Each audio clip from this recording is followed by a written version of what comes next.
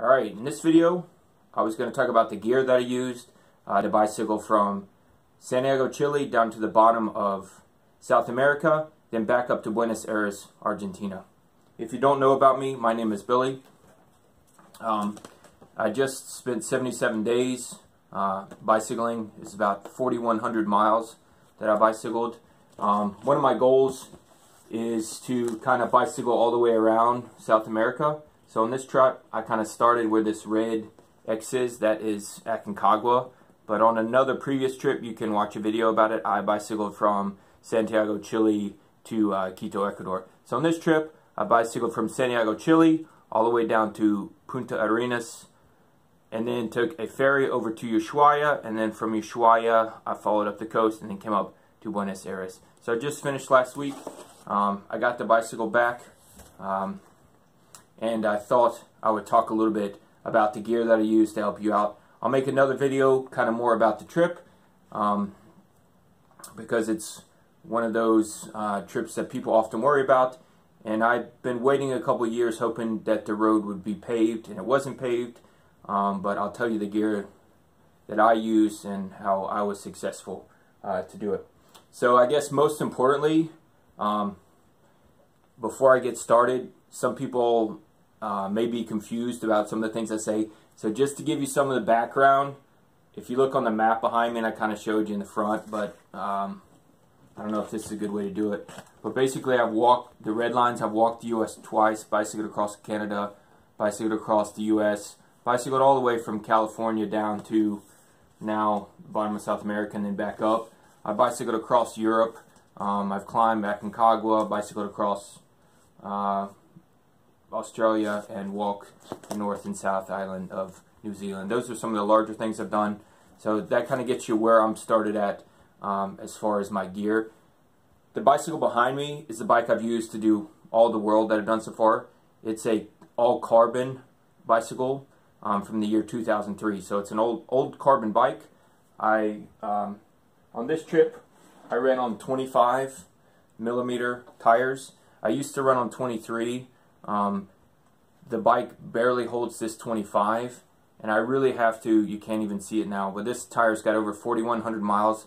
I had only 2 flats this trip, and in Mexico I've had 7 in one day. On the last trip when I was in Bolivia visiting one of the salt lakes, I had like 4 or 5 in a day.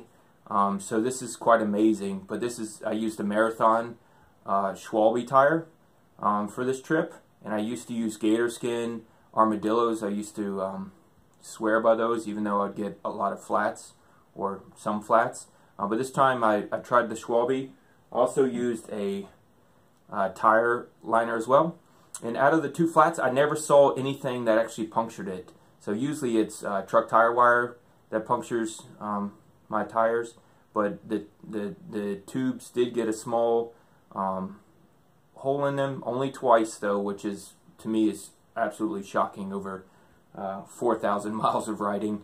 In Europe, they say you can go around Europe twice and never get a flat, and I made it all the way from Spain to Greece before I got my first flat. But the rest of the world, you do seem to get a lot of flats, but I made it all the way down and back.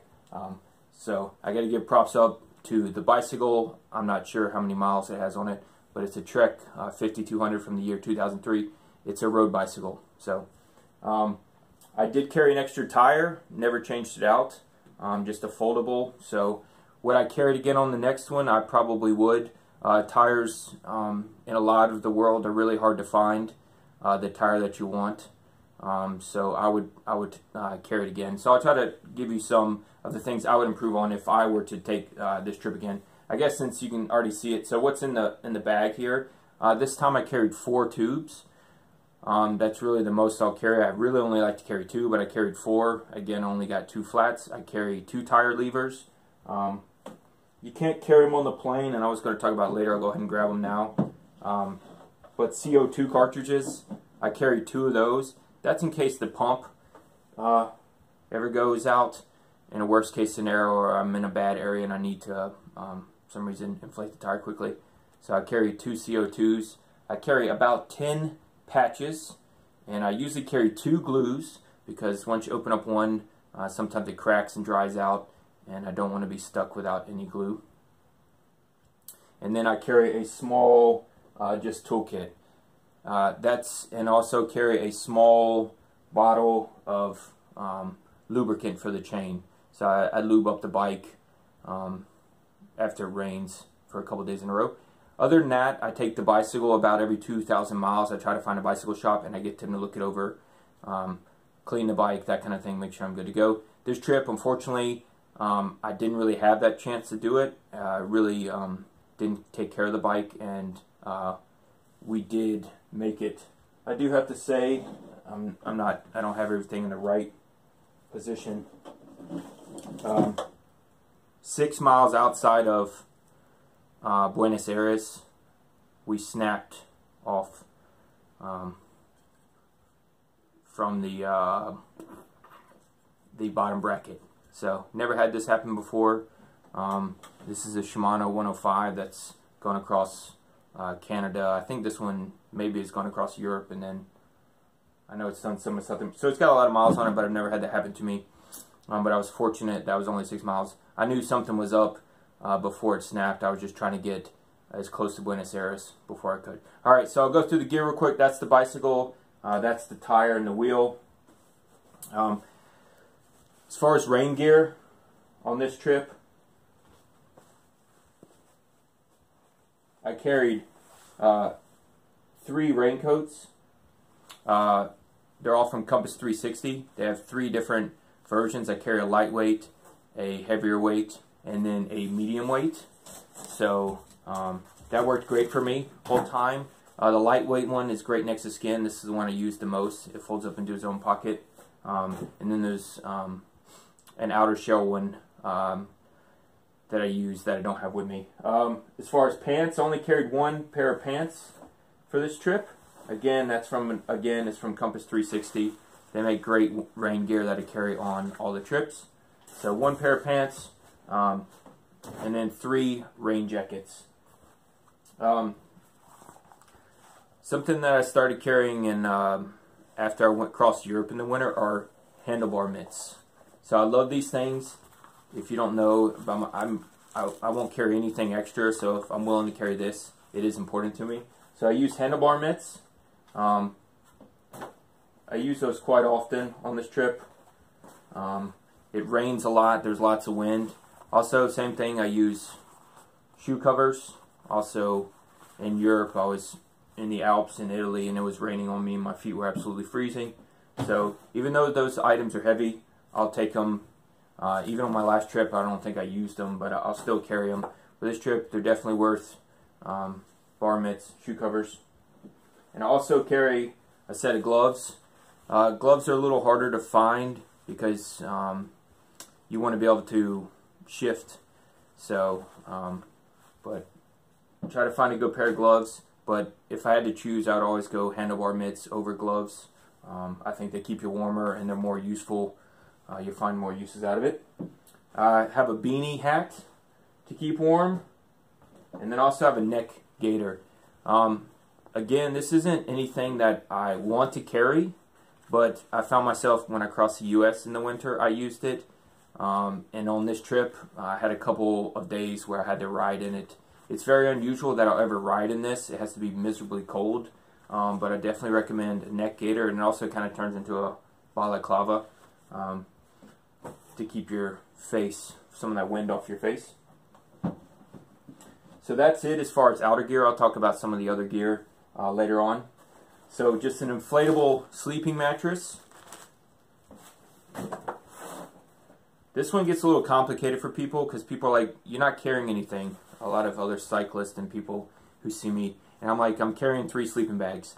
So I carry 2 of these, and this is from Survive Outdoor Longer. So I carry 2 of these. These are kind of weather resistant, not waterproof, but they go to about 40 degrees Fahrenheit I can sleep in, and so 2 of them I can sleep down to 30. And then inside this bag I have another one, and then I have an insulated sleeping bag as well. That's a Primaloft bag. It's pretty lightweight. But I always carry multiple things, so instead of carrying one heavy rain jacket, I carry 3 lightweight jackets, that kind of thing. This is another shocker for people, I think, when they ask me about some of my trips. So this is a tarp that I carried all the way to 4,000 miles. These are the stakes. And then up on this bike, you can't really see it, are the poles that I use. I didn't use this once over the 4,000 miles. Even though it rained all the time. When I was in Mexico bicycling, I started figuring out that I could sleep under the roads where the rain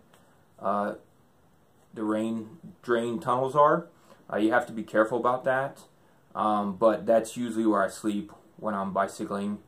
And I even do it sometimes when I'm walking across countries and I'm by a road. I'll try to find there. So when it rains stuff, I prefer to sleep under the road instead of setting up a tent and then having to dry out the tent and all that kind of stuff. It saves time. It saves work. And so that's how I did it. So I went all the way down, never used it, came all the way back up and never used it. So if I were to do it again, I'm not telling you to, but I probably wouldn't take this tarp, and I'm kind of moving more towards maybe like a bivvy. So I'm already planning for the next trip. It's not a bicycling trip, so you may want to follow that. It's kind of I think it's a kayaking trip. So I'll be interested to see the choices that I make. But if I were to do this trip again, I wouldn't carry a tarp. Maybe if I had a second person, maybe, I don't know. If you're willing to do a few extra miles, you can get away with, but that's just how I do it. So all that stuff gets stored in a waterproof bag, and you can see this bag is absolutely trashed. It's torn, ripped apart. So all that gets stored in there. So that's kind of all the outer gear and the sleeping. So the panniers, I kind of they're just lightweight panniers, and I've added on a net to the outside, and you really have to see it in person to get people other people enjoy seeing it. But I eat potato chips, bread. You can kind of store stuff on the outside.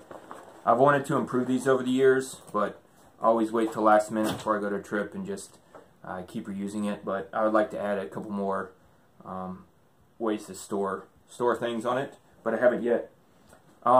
Another shocker for people, I have biked a couple of countries with clips, but I wear tennis shoes. So I biked all these miles in tennis shoes. So, and I did Canada. It was 3,000 miles. I did it in 30 days. So that's averaging 100 miles a day in tennis shoes. So that's how I like to bicycle, because I'm always jumping off the bike to go see something, to go into a store, to just do whatever. So. And I had a problem when I was in Australia where my clip wore out and I had to pedal without my shoe clipping in, all this stuff. So that's when I went to shoes. So that's my bike helmet behind me. I'm not too picky on gear, so whatever you prefer is what I recommend. One of the things I've always wanted to improve, but I never have, just because it's kind of... I bought this in Croatia, so it's kind of a keepsake thing. But it's a vest. I use it foggy days, rainy days, if I ever make the mistake and have to ride at nighttime. So this trip I did ride one night. I do 2 bike shorts, and you can read the journal, check out the photos, but the first couple weeks I wear 2 bike shorts, so that's why I take 2. So I'll finish talking about the clothes. I have 1 bike shirt that I wear, and then the other bike shirt that I wear, and you can see it if you've ever watched, I always wear the same clothes. But this is a second bike shirt. This is what I call a town shirt. Then I have just some athletic shorts that I wear. A handkerchief I always talk about that no one else carries, but I carry it. I carried 1 pair of socks this trip. And when I got further south, I decided to go to Antarctica, so I bought a second pair of socks. And these were useful for a couple days. So if I wasn't going to Antarctica, I probably would have suffered for a few days through the night. But I went ahead and bought them when I was there because I knew I was going to go further south. So that is it, I think, for the clothing. As far as... I talked a little bit in my journal. If you want to know more about the trip, you can definitely learn more tips and secrets. But I've carried a visor when I was in Mexico because I used to get sunburn, and I used to think that hats were for the sun, but it really helps more in rain, and so I actually got a bigger bill this time because I was having so much rain and so much sun. Even though the temperature may be only 70 degrees Fahrenheit, you really can get sunburned quite easily the further you go south. So I definitely recommend some kind of visor or cap or sunscreen. I don't wear sunscreen, so that's what I should do. Okay, so I guess the hygiene stuff, I carry just a small thing of toilet paper, and again, you can fill this up in a gas station, hostel, hotel, so you don't have to carry too much. Another unique thing that other people don't carry, this is really dirty, but this is a trimmer for your hair, and I carry a pair of scissors, fingernail clippers, and tweezers, so I don't have to pay for haircuts, that kind of thing. In this waterproof bag are electronics, cords, batteries. I carry a point and shoot camera, and then I have my phone as well. I can take photos with, excuse me. This trip I carried another GPS tracker. And on the hygiene, I carry soap. I did take a small thing of sunscreen that I only use for like 4 days. But I did carry sunscreen. Usually I don't carry sunscreen. Toothpaste. This toothpaste is only 1.8 ounces. It lasted me the entire trip. So 77 days. So this is like the perfect size if you can find a 1.8. Usually they're too small, but I lucked out and my mother gave me that right before I left. Another thing I would not take next time, that it sounds a bit crazy, but I did not use this again. So I've gone, I think, everywhere and not use it. I just drink the water, which I can't recommend, but that's what I do. So this is a water filter. Didn't use it this trip. This is the bike pump. I do take a mirror. Always recommend that. I usually carry 2 of these. Only took 1 of these this trip. There's a headlamp on the front of the bike. These are just some nettings that I use. It's 1 netting and then 2 straps to strap some extra things down if they don't fit in the panniers. External battery. Carry the biggest one you can, in my opinion, if that's a good idea. I carry an extra, besides the sunglasses I'm always have on my head. These are some work glasses for at nighttime or when it's dark and cloudy. And then as far as money, I usually just wrap my credit cards in a rubber band and carry that along with my passport. I've started to carry my passport in a Ziploc bag now because when I was in Israel, I went swimming when I was walking the country and they didn't appreciate that my passport was wet, so I try to keep it drier when I'm crossing countries. So things I could recommend are sunscreen. Definitely, I don't ever use sunscreen and I had to use it a few times this time. A towel. I didn't take a towel and I went this whole trip without a towel, but if I was a little more luxurious, I would definitely recommend some kind of towel, but I did the whole trip so you don't need it. ATMs. If on this trip going, you're going to cross over. I think I almost crossed like 7 times. Chile, Argentina, and you'll literally cross it within hours of each other on some of the border crossings. So you want to just keep that cash because some of the places don't take credit cards. You'll find yourself saving money, especially in Argentina right now, if you'll pay them cash and not use credit or debit. So that'll help you too. But as the world develops, credit and debit are definitely more useful. I was really shocked at some of the places that I went and they would accept, and some of the places only accepted credit and debit cards. They wouldn't accept cash at all, and they were remote, like national parks. They wouldn't accept cash at all. So be careful. I would tell you to carry both.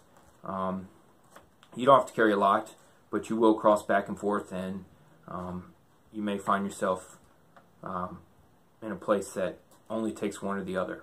So I talked to you about the filter. Oh, your camera memory. I literally take thousands and thousands of photos, 7,000, 10,000 photos each trip, and I knew that, but I still didn't take enough for this trip.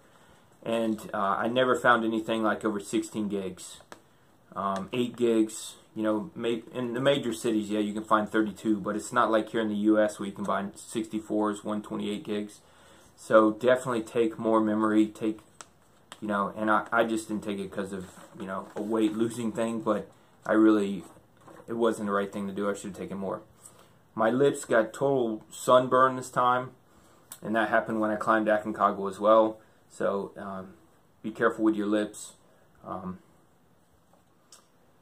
So going down, it was 1,940 miles, and then coming back up, it was 2,209 miles. So that's about it. Again, my goal is kind of to go around South America.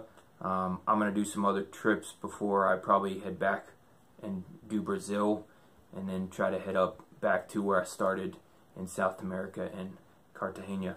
But I hope that helps you with some of your gear.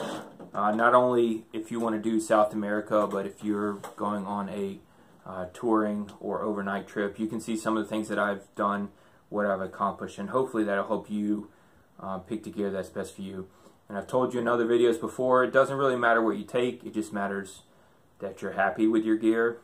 Because people bicycle, I've saw the most amount of other cyclists on this trip than I've seen cycling around the world. There's a lot of people doing sections of South America, and everyone carries a lot of different stuff, and it doesn't make you successful or less successful depending on what you carry, but all I can do is tell you to carry what makes you happy, what you